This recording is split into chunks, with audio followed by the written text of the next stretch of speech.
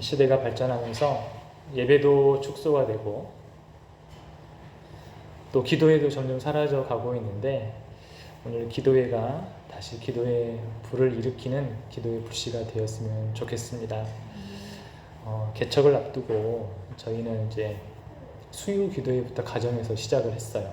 주일날은 이제 다른 교회 탐방 겸 다른 교회 가서 또 예배를 드려보고, 수요 기도회는 가정에서 우리끼리 예배를 드렸어요.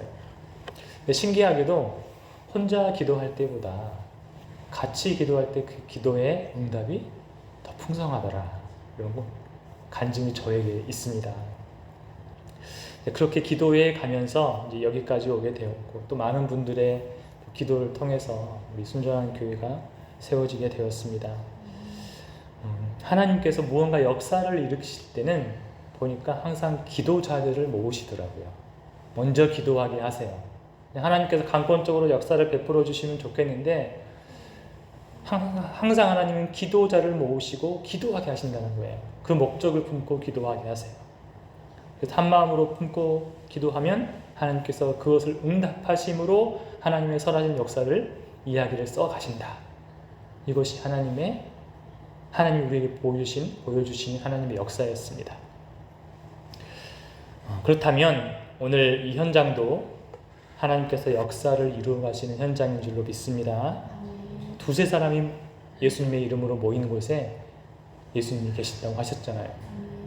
그러면 이곳에도 분명히 예수님이 계신 줄로 믿습니다.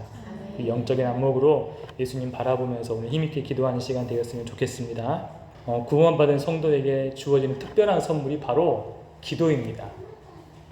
이 기도는 특별한 은혜이면서 우리에게만 갖고 있는 특권이에요. 우리가 기도하면 하나님께서 응답해 주시는 것이 결코 일반적인 일은 아니라는 거예요. 우리가 기도하고 하나님께서 응답하시는 것은 사실 초자연적인 현상이에요. 일반적인 일이 결코 아니라는 거예요. 우리가 이 놀라운 선물을 적극적으로 활용하기를 소망합니다. 예수님이 우리에게 땅에서 매면 하늘에서도 매이고, 또 우리 땅에서 풀면 하늘에서도 풀리리라, 이렇게 말씀하셨어요. 그 권세를 우리에게 주셨다는 거예요. 우리 두세 사람이 모여서 우리가 기도할 때에 땅에 있는 거 풀어달라고 기도하면 하늘에서도 풀어진다는 것이죠. 또 땅에서 매이게 하면 하늘에서 매이게 된다는 것이죠. 이 놀라운 권세를 우리가 묵혀둘 수 없다는 것입니다. 이거를 사용해야죠. 오늘 기도회가 그 기적의 현장이 되기 위해서 우리가 열심히 한번 달려가기를 소망합니다. 우리가 기도하면 응답된다는 것을 먼저 믿어야 돼요. 예수님은 우리의 기도의 특권에 대해서 요한복음 14장 14절에서 말씀하셨습니다.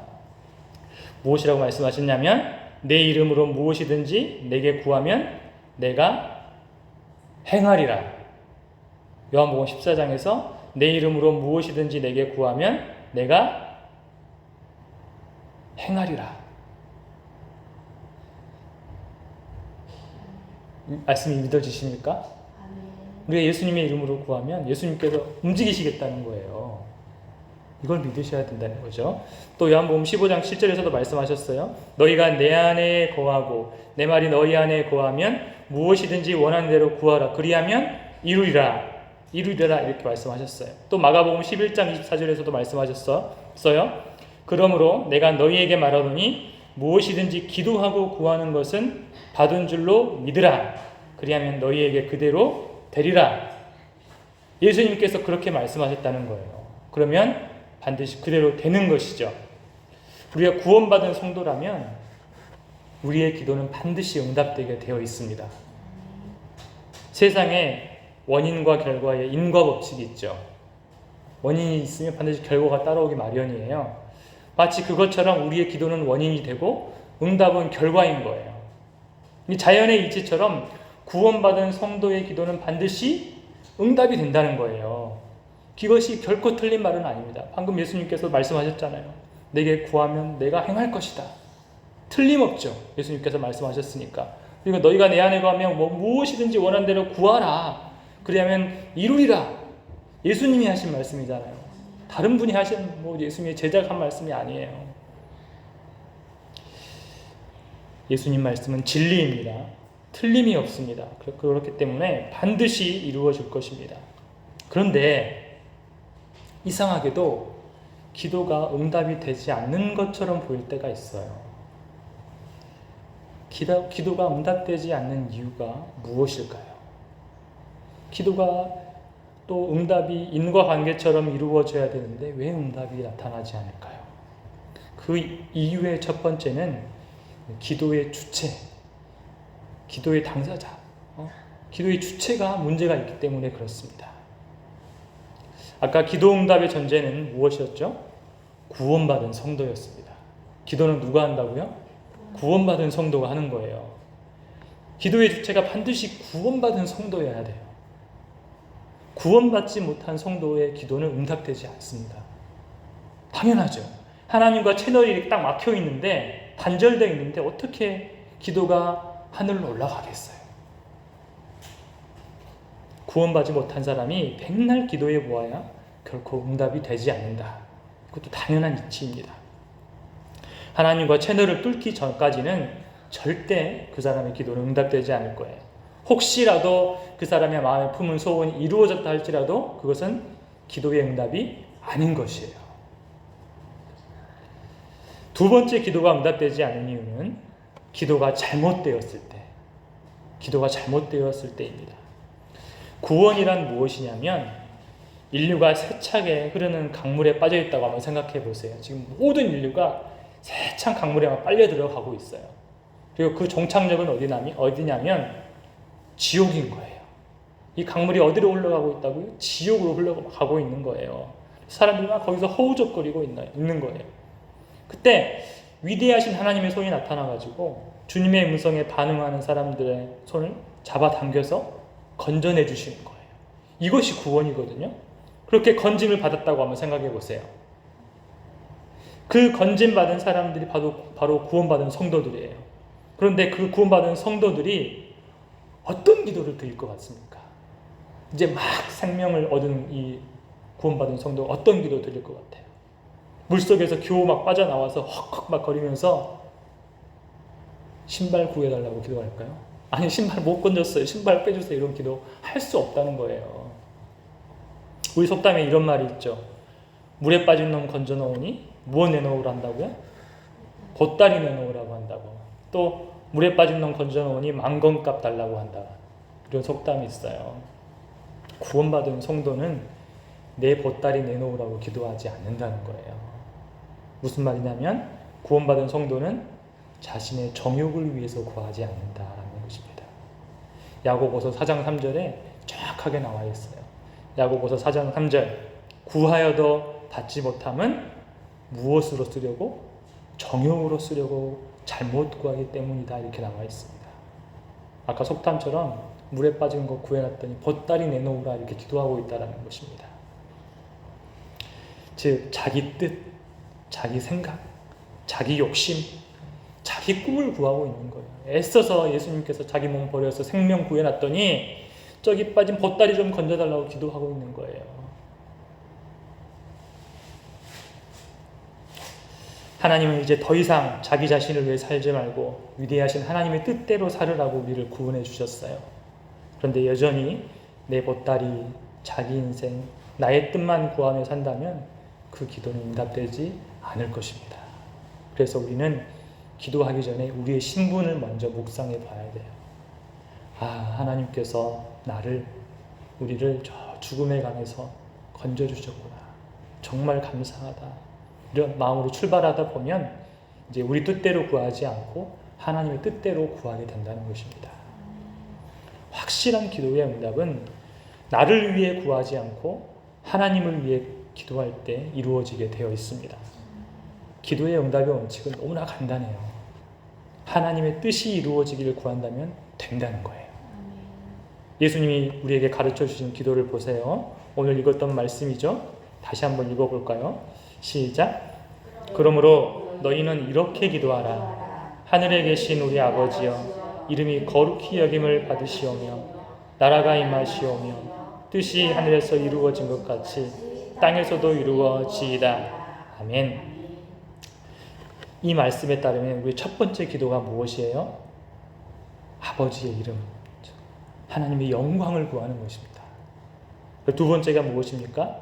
하나님의 뜻이 하늘에서 이루어진 것처럼 지금 이 현장에서도, 내가 살아가는 삶의 터전에서도 이루어지게 해달라고 기도하는 거예요. 내 뜻이 아니라 하나님의 뜻이, 하늘의 뜻이 이 땅에서 이루어지게 해달라고 기도하는 것이죠. 그러면 그 기도는 백발백중인 것입니다. 자, 우리는 그러면 기도의 조건을 갖추었어요. 우리는 구원받은 성도입니다. 이제는 어떻게 기도해야 될지만 기도 클리닉만 하면 된다는 것이죠. 그럼 우리도 예수님처럼 백발백중의 기도를 할 수 있습니다. 이 시간 우리가 우리의 기도를 한번 점검해 보았으면 좋겠습니다. 혹시라도 내 기도를 한번 싹 펼쳐놓고 나의 뜻대로 간구하고 있지는 않은지 점검해 보는 것이죠. 혹시라도 내 기도의 제목들 중에서 나의 뜻대로 기도하고 있는 것들이 있다면 어떻게 해야 되겠습니까? 이것을 수정해야죠. 고쳐야죠. 예를 들어 한번 볼게요. 저희 딸 예솜이가 우유를 먹던 때였어요. 저는 이제 하나님께서 우리에게 딸을 주셨기 때문에 처음부터 이제 저는 내 딸이다라고 생각하기보다 하나님께서 하나님 딸을 우리에게 맡겨주셨다라고 생각을 했어요. 그래서 기도할 때마다 항상 하나님의 딸 예솜이 이렇게 기도를 시작합니다. 혹시라도 이제 습관적으로 하나님 우리 딸 예솜이, 우리 예솜이 이렇게 나오면 딱 뭐가 이렇게 그래가지고 실수, 죄송합니다. 그리고 하나님의 딸 예솜이 다시 기도를 시작해요. 기도를 바로 잡는 거예요. 수정하는 거예요. 어느 날은 예솜이가 밤새 배앓이를 하는 거예요. 잠을 못 자고 밤새 울었어요. 잠도 잘 못 자고 밤새 낑낑대고 자다가 또 울기를 반복하는 거예요. 너무 저도 마음이 아프니까 이 아이를 위해서 기도하는 거예요. 하나님의 딸 예솜이가 아파요. 하나님 고쳐주세요. 이렇게 진지하고 진솔하게 하나님께 기도를 드렸습니다. 그러다 잠이 들었는데 하나님께서 또 꿈을 꾸게 해주셨어요. 근데 꿈에 예솜이 말씀 중에 이렇게 말씀드려 죄송하지만 항문에 하얀 종이 반죽 같은 게 껴있는 거예요. 그것이 딱 막고 있어가지고 대변이 나오지 못하고 있는 거예요. 꿈에서. 그래서 꿈에서 깨어나서 이게 뭐지 생각해 보니까 제가 전날에 이 아이에게 하나님의 딸에게 하얀 과자를 준 거예요. 제가 이쁘다고 하얀 과자를 너무 많이 잘 먹으니까 준 거예요. 평소보다 많이 주었던 게 문제가 되었던 것 같아요. 그래서 이게 들어가서 변비가 된 거예요. 그래서 제가 후회를 했어요. 예쁘다고 주었던 게 하나님의 딸을 고통스럽게 했구나, 이렇게 반성을 했습니다. 감사하게도 그 꿈을 꾸고 나서 그날 하나님께서 이제 대변을 보게 해주셨어요.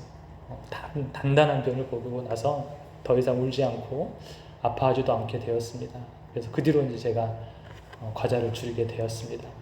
하나님께 하나님의 딸을 위해서 기도했더니 하나님의 딸을 어떻게 양육을 해야 되는지, 어떻게 돌봐야 되는지를, 또 내가 무슨 실수를 했는지 친절하게 알려주신 거예요. 이렇게 하나님의 뜻대로 구하는 기도는 나의 주권을 내려놓는 기도를 말합니다. 우리가 자녀를 위해서 기도할 때 하나님 내 딸, 내 아들 이렇게 기도하는 것보다 또 하나님의 아들, 하나님의 딸 기도하는 것 중에서 하나님께서 어떤 기도를 더 좋아하시겠어요? 너 내 건데 왜 너 딸이라고 그래? 왜 너 아들이라고 그래? 이렇게 말씀하실 거 아니에요. 우리 주권의 이양의 기도를 해야 된다는 거예요. 사실 세상에 내 것이 어디 있겠습니까? 내 것이. 우리는 다 빈손으로 왔잖아요. 자식도 주님께서 내게 맡겨주신 것이고 재물도 맡겨주신 것이고 내 손에 있는 모든 것들 하나님께서 맡겨주신 거예요. 그래서 주권 이양의 기도를 드려야 되는 것입니다. 그것이 하나님의 뜻대로 간구하는 것입니다.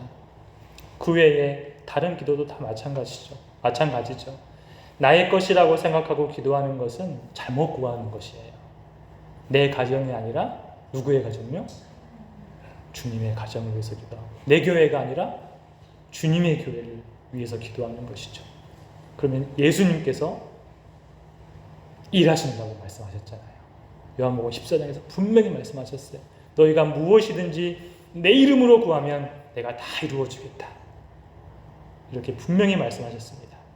예수님은 자신의 뜻을 이루기 위해서 이 땅에 오신 것이 아니라 하나님의 뜻을 이루기 위해서 이 땅에 오셨어요. 그러면 예수님 믿는 우리도 예수님의 명예를 좀 지켜줘야죠. 예수님의 품격을 좀 지켜드려야죠. 우리도 하나님의 뜻이 이루어지기를 예수님의 이름으로 구해야 된다는 것입니다. 나의 주권을 내려놓고 모든 것이 하나님의 주권대로 움직임을 인정하며 하나님의 뜻을 나의 뜻에 맞추려고 억지 부리지 말고 오히려 나의 뜻을 하나님의 뜻에 맞추기 위해서 몸부림치는 그런 기도를 드릴 때에 하나님께서 반드시 응답하리라고 믿습니다. 우리 예소미가 지금 평강유치원 다니고 있는데 평강교회 유치원이에요. 네, 처음에는 떨어졌어요. 가고 싶었지만 떨어졌어요. 그래서 저도 이제 어때? 다른 데 가면 어때? 이렇게 생각했는데 가고 싶어 하는 거예요. 평강유치원을 또 가고 싶어 하는 거예요. 그래서 이제 그래서 또 무릎 꿇고 기도했어요. 우리 딸 예소미가 아니라 하나님의 딸 예소미 이를 위해서 기도했습니다. 평강유치원 보내주시라고. 근데 이제 연락이 왔어요. 어느 한 가정 이사를 가게 됐다고. 그래서 이제 그 빈자리로 들어오라고 연락이 와서 지금 평강유치원 다니고 있는 것입니다.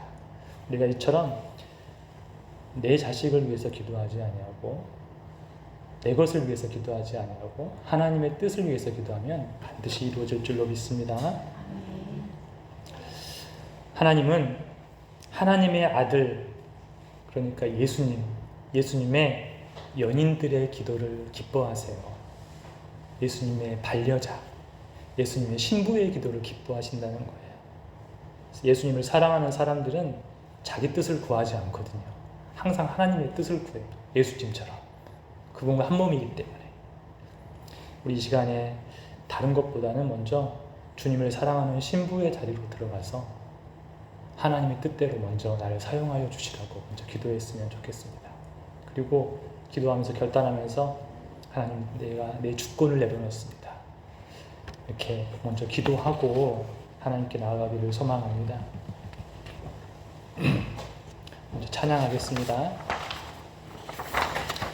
내가 주인 삼은 모든 것 뒷면에 내가 주인 삼은 이 찬양 부르시면서 하나님께서 우리를 예수님의 신부로 부르셨는데 이제 하나님의 뜻대로 하나님의 원대로 기도하며 살아가겠습니다. 그리고 주님을 뜨겁게 사랑하는 그리스도의 신부로 살아가겠습니다. 우리를 이끌어 주시옵소서. 이렇게 기도하도록 하겠습니다.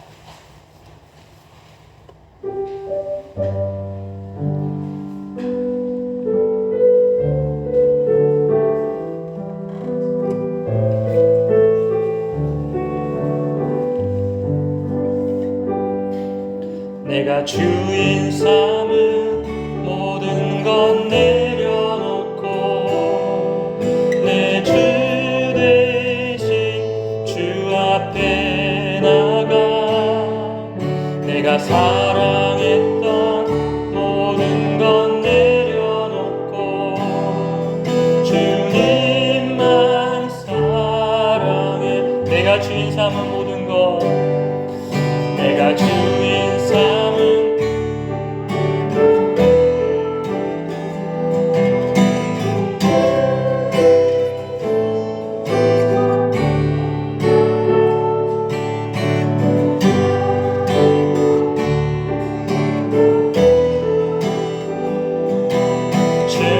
주님만 사랑해. 주 사랑 거친 풍랑에도 깊은 바다처럼 나를 잠잠케 해. 주 사랑 내 영혼의 반석 그 사랑 위에 서리. 내가 주인 삼은 모든 것 내려놓고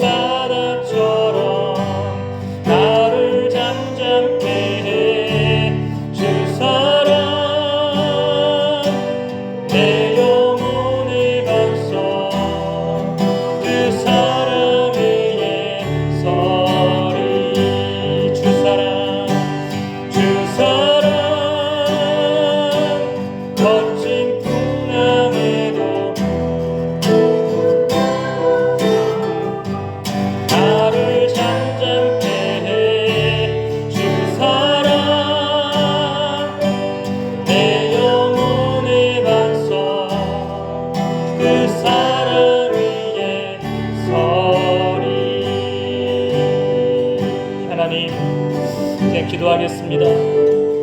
주님의 뜻이 아닌 내 뜻대로 구하며 살았던 죄를 회개합니다. 이제 주님의 뜻을 구하며 살아가겠습니다. 그리고 주님을 뜨겁게 사랑하는 그리스도의 신부로 하나님의 뜻만 구하며 살아가겠습니다. 우리의 기도를 이끌어 주시옵소서. 우리의 삶을 인도해 주시옵소서. 우리 주님 한번 부르시고 통성으로 기도하겠습니다. 주여, 하나님 아버지, 하나님 아버지, 우리를 주님의 연인으로 불러주셨습니다. 허물 많고 연약한 우리를 주님의 반려자로 삼아주셨습니다.